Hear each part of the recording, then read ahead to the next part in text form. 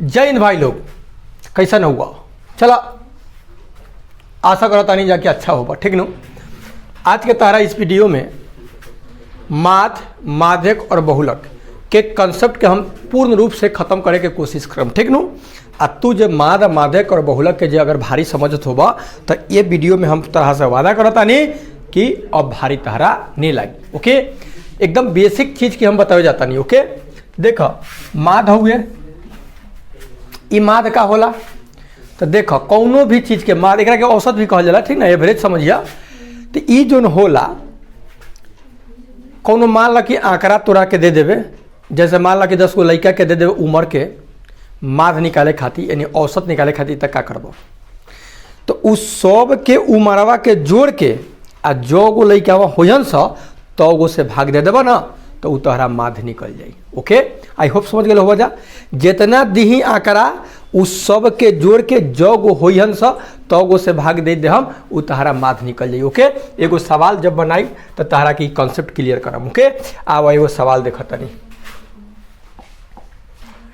देख जैसे क्वेश्चन देले बा 3 1 4 2 0 1 5 0 2 का माध कितना होगा। ऐसे तो आईपीएल चलत हुए तो एमे देखत होगा औसत निकालल लोग एवरेज की कितना के एवरेज चली थी रे,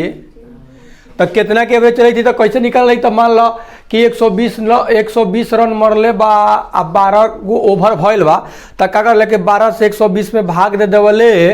तो 12 से 120 में भाग दे दी तो 10, अरे 10 के एवरेज चली था। मतलब ये मत सोची है कि हर ओवर में 10 रन गल हुई, कोनो में 9 गल हुई तो कोनो में 10 तो कोनो में 11 तो कोनो में 5 तो कोनो में 7 ऐसे गल हुई, ठीक न। लेकिन अगर एगो एवरेज देखल जाओ कि कितना एवरेज से गल बा तो उ का हो जाई तोहरा 10 हो जाई। आई होप समझ गए हो जा। मतलब कि जौन आंकड़ा दी ओकरा के सबके जोड़ के आ जो गो रही तो गो से भाग दे मुँह हमरा का निकल जाई, औसत या माध निकल जाए। ओके, तो यहाँ निकाले के बाद ई आंकड़ा के हमरा माध तो का करम जा, ई सब के जोड़ब जा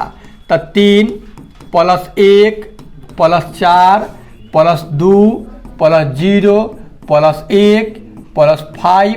+ 0 आ +2। अभी जोड़ब जा कि कौ गो हुए सा, 1 गो 2 गो 3 गो 4 गो 5 गो 6 गो 7 गो 8 गो 9 गो हुए, ठीक ना। तो 9 से हम का करब जा भाग देहब। ओके, समझ गए हो जा। जोड़ल जाए कितना बा तो 3 1 4 4 4 8 8 2 10 10 0 10 10 11 11 5 16 16 0 16 16 और 2 18 18 आ गया ना। एक के 18 के 2 से भाग दे दा तो 9 दूनी 18, अर्थात ये जो आंकड़ा दिले हुए एक माध कितना आई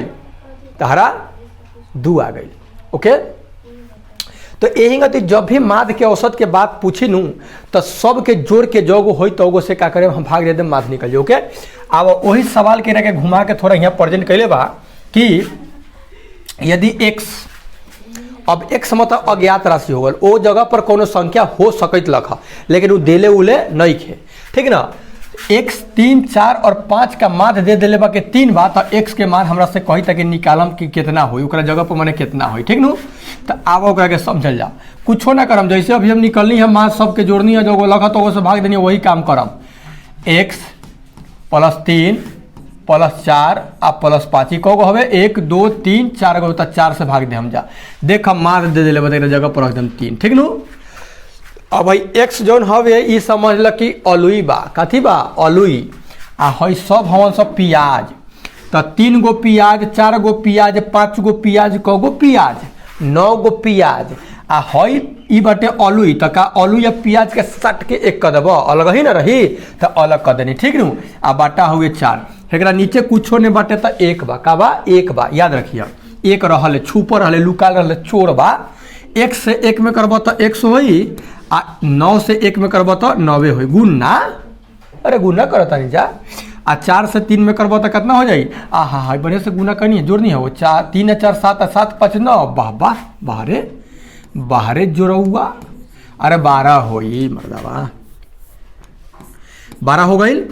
आई 4 3 कितना भइल 12, तो x बराबर तहरा हो जाई 12 प्लस के हुए 12 हई माने होने प्याज और एकरो के भेज दा, ठीक ना, प्याज के साथ प्याज, तो x बराबर अब देखो 12 गो प्याज में से 12 गो प्याज के खा गई मैगी में लगा के, तो कौ गो बचल एको पियाज नहीं बचल, मतलब लोल बचल, जीरो बचल, ठीक नु। तो x बराबर कितना भइल, जीरो भइला था। तो x के जगह पर कितना रहले, जीरो रहले। आई होप समझ गए हो बजा, ठीक ना। अब एगो और आवा नहने कर देले होगे क्वेश्चन, कहता कि प्रथम 10 गो प्राकृत संख्या के माध्य का तो देख यहाँ का लिखल बा, प्राकृत लिखल बा, कथी लिखल बा, प्राकृत। जाने ला का होला, लड़का में गिनती पढ़ ले हुआ 1 से 100 तक, टेबल जाना के अंग्रेजी में कहल जाला। तो 1 से 100 तक पढ़ लो बना, तो 1 से शुरू भइल, तो उहे जन तो 100 तक थोड़ी होकल, मर्दबा बहुते होकल है, कोनो अंत ना बा। तो उ जौन बा नु गिनती के संख्या बा, ओकरा के अब हमनी के कहिले प्राकृत संख्या कहिले, कथी कहिले, प्राकृत। तोरा के कहले गिनती सीख चुपचाप, आ हम कहू कि गिनती मत सीखो, प्राकृत संख्या लिखो। तो 1 2 3 4 5 6 7 8 9 10 ऐसे करब, ठीक नु। चल तो ओकरे के प्राकृत संख्या कह जाता, हमरा क गो के कहिता, 10 गो के कहिता, क गो के कहिता, 10 गो के। तो 10 गो के हम निकालम जा, ठीक नु। 10 गो कैसे निकालम, तो लिखम 1, प्रथम कहता है इसे 2 3 4 5 6 7 8 और 9 और जोड़ 10, आई 10 गो वन, तो 10 को से भाग देम। चलो अब एकरा के जोड़ल जाओ, एकरा के क्या करल जाओ, जोड़ल जाओ कि कितना हो, ठीक नु। जोड़ा है तो 10 हो गए है, 9 गो एगो 10 गो, 10 गो 20 गो, 20 गो 10 गो 30 गो, 30 गो 10 गो 40 गो, 40 गो 10 गो 50 गो, 5 गो 55 गो, 55 बटा भइल 10, 55 बटा कितना भइल 10 भइल, ठीक नु। 55 बटा 10। अब देख एगो जीरो बा नु, अब क्या करब, 10 से 55 भाग देब, मन तो भाग आवा ना, एकरा के बिना भगवे दिले हमने के समझ जाई तनी। एगो जीरो होवे तो होने से 1 अंक बाद दशमलव तहरा बढ़ जाए, 1 अंक बाद होने से दशमलव बढ़ जाए, 5.5 तहरा आंसर हो जाए। आई होप समझ गए हो जा, ठीक नु। तो चलो अब तक तो बात समझ गए हो जा। अच्छा एक बात बतावा, यहाँ 10 के जगह पर 20 कह दी, 10 के जगह पर तहरा जब 20 कह दी तो क्या करब, अरे 10 के जगह पर 20 कह दी तो क्या करब, तो 10 के जगह पर 20 जब कह दी तो हम का जोड़ते रहब, 20 के जगह 50 कह दी तो क्या करब, जोड़ते रहब। तो सुन लो ओकरा शॉर्टकट कैसे करब, 10 गो रहले सब 10 लिख दिले, 10 गो हुए ना, तो कितना लिख दे हम, अरे 10 लिखी दे हम, केने गई हो, एने बा 10 लिख दे हम, आ एगो बढ़ाई दे हम, एगो का करम 10 में एगो बढ़ा देम, तो 10 में एगो बढ़ाम तो कितना है 11, आ 2 से भाग दे हम, तो 2 से तो 2 पचे 10, तो 11 पचे 55, देखा तो 55 जोड़ के आ रहा कि नहीं 55, आ जो गो हो तो से हम भाग दे दें, हमारा का निकल जाई, माध निकल जाई। अगर रहेंगे 50 गो रही तब हम क्या करती, 50 गो के जोड़ कैसे निकलती, 50 लिख देती, एगो जोड़ देती वो में, आ 2 से भाग देती, 2 से कटब तो कितना 25 मरता में, तब 25 गुने 51, यानी 25 में 51 से गुना कर दे हम,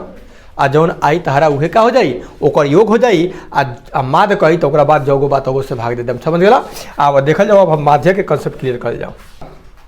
चलो बच्चनुआ आवा हो भाई जी लोग, अब तनी मीडियन के देखल जाओ, मीडियन यानी माध्यक का होला, ठीक नु। माध्यक सुन लो, कॉन्सेप्ट नंबर 1 समझ, जब माध्यक निकाले के कहीं कोनो आंकड़ा दे दी तो पहले ओकरा के बढ़ते या घटते क्रम में सजाइए, माने आरोही अवरोही असेंडिंग या डिसेंडिंग ऑर्डर में, ठीक ना। दूसरा बात ओकरा के गिनी है कि उ कौगो बा, दूसरा बात क्या करबा गिनबा, आ ओकरा के गिनला के बाद देखा हियाँ माध्यक लिखे के हम बतले हियाँ, अगर मान लो कि विषम संख्या होके एन काती होके विषम, विषम मतलब समझल फुट होके का होके फुट, 1 होके 3 होके 5 होके 7 होके 9 होके, फुट मतलब 2 से भाग जाला में नहीं लागे, तो उ जब होई तो उ गिन लेम के कौगो बा, ओकरा बाद ओमे 1 2 अगर फुट होके तो एगो जोड़ के 2 से भाग दे के रहू से गिनम, रहू से गिनम, जब बीच में आई तो उन्हें माध्यक होई, ठीक नु। तो ओकरा के देख लो, आ सम होई तो जोड़े के नहीं खे, सम होई तो जोड़े के नहीं खे तोहरा। आवा जैसे देखा के गिना तो कौगो बा 1 2 3 4 5 6 गो बा, एन बराबर कौगो बा 6 गो, एक के हम बढ़ते क्रम तो घटते क्रम में सजा ले हम, तो चला हमारा मन कही था कि हम बढ़ते क्रम में सजाई, तोहरा मन करवा कि घटते क्रम, तो तू अपने घटते क्रम में सजाई तो कोनो दिक्कत नहीं, आंसर उतना ही आई। तब बढ़ते क्रम में कैसे सजावल जाला, तब पहले सबसे छोटका लिखल जाला, ओकरा बाद ओकरा से बड़का लिखिले, ओकरा बाद ओकरा से बड़का लिखिले, तो सबसे छोटका में कौन बा 3 बा, 3 के बाद कौन बा 4 बा, 4 के बाद कौन बा 5 बा, 5 के बाद कौन बा 6 बा, 6 के बाद कौन बा 8 बा, 8 के बाद 9 बा, आई सब कौ गो हरावन सब तो 6 गो। तो अब की करम हम, तो 6 n + 1 बट्टा 2 करवाई का है बट 1 कहाँ से करेंगे बट्टा, सम बता बट्टा नहीं करम, सॉरी सम बता 1 नहीं जोड़म, 6 आ बट्टा 2, तो 2 3 आई 6 3 आई 3 हेने से गिना 1 2 3 ही आई 1 2 3 ही आई लाई तो 2 गुना आगे जैत हवन सा तो कौनो दिक्कत ना बारे भाई 2 गो आवत हवन सा चाहे 4 गो आवत सर माध्यक ठीक ना। एकरा माध्यिका भी बोले जाला घबराइया मत ये दोनों के जोड़ देम अब दोनों के जोड़ देम 2 गुना आयल हवन सही से दोनों के जोड़ेला पैदा 2 से भाग देम तब 5 गो 6 गो 11 गो अब बटा कितना बा 2 अब भाग दो 11 रुपया के 2 जगह बटवा 2 गो दोस्त में 11 रुपया बात कहे चल आधा आधा ले ले जाओ तो आधा आधा ले लेबो तो 5.5 रुपया होई तो अठनी कहाँ चलते नहीं चलते का हो 1 रुपया के किन लिया कोनो सामान 4 रुपया बांट लिया है हाँ होता ही नो 5 रुपया बांट लिया 1 रुपया के सामान की चॉकलेट किन लिया तो 5 रुपया आराम से फूड बढ़िया पड़ जाता चलो आई होप समझ गए बजा जरा हेगरा के देखल जाओ 1 2 3 4 5 6 7 लो ये तो जुलूम भाई तो 7 गोरा हमन सा तो 7 लिखा अब एक में क्या करबा पहले तो असेंडिंग या डिसेंडिंग सजावा नु जी तो चलो छोटका सा लिखा था छोटका 1 0 बा एक तो हले लिखे 2 बा ओकरा बाद 3 बा 3 के बाद 5 बा 6 बा 7 बा और 9 बा अभी 7 गोरा हमन सा तो 7 गोरा मतलब फुट हवे तो एक में जोड़म जा एक में एक का करम जोड़म तो 7 गो रखबई है जन आ जोड़ 1 करबई आ बटा से 2 भाग देबई तो ये तहरा हो जाई 8 8 से भाग देब 2 में 8 में 8 से भाग देब 2 में 8 में भाग देब 2 से तो कितना भइल 4 तो जोड़ा 1 2 3 4 है बीच में आइल है जोड़ा 1 2 3 4 ला इहे बीच में आवता अर्थात इहे तहरा काथी बा माध्यक बा माध्यक कितना हो जाई 5 एमे 2 गोरा बीच में रहल तो दोनों के जोड़ के तब फिर 2 से भाग देवे के हमरा पड़ल है आई होप समझ गई होब जा देखल जाओ तो माध्यक तो क्लियर हो गया अब तनी बहुलक के हम चखली मजा केने गया बे बहुलक हाँ अब बहुलक जौन होला नु बहुलक ई जान तरह का होला बहुलक ये बहुलक मतलब जिस संख्या की बारंबारता सबसे अधिक होती है वही बहुलक होता है बारंबारता मतलब बार बार वही आता है वही बहुलक होता है अर्थात जना के संख्या ज़्यादा हो नु उहे बहुलक हो जाई देखल जना के खानदान बड़का रही मारा पीटी में जीत जल ठीक नु तो वही जवना के में बेसी संख्या रही नु उहे बहुलक कहाई ओके आव समझल जाओ एकरा के केने गइल रे आ गइल ई देखा था हुआ 5 बा 7 बा 9 बा 3 बा 7 बा 3 बा 7 बा 5 बा तोरा दिखाई देत होई एमे 5 जन हुए कगो हुए 5 2 बार आयल हुए 7 देखा कौ बार आयल हुए 1 गो 2 गो 3 बार आयल हुए 9 कितना बार आयल हुए हो 1 बार आयल हुए 3 कितना बार आयल हुए हो 2 बार आयल हुए तो बतावा सबसे ज्यादा कौन आयल बा तो 7 आयल बा कौ बार आयल बा 3 बेर 7 आयल बा अर्थात ई आंकड़ा जौन देले बा एकर बहुलक जौन तोहरा होई वो कितना हो जाई ए बच्चा 7 हो जाए 7 3 बार आइल बा तो 7 हो जाइए आंसर कर ओके तो आई होप माध्य का होला माध्यक का होला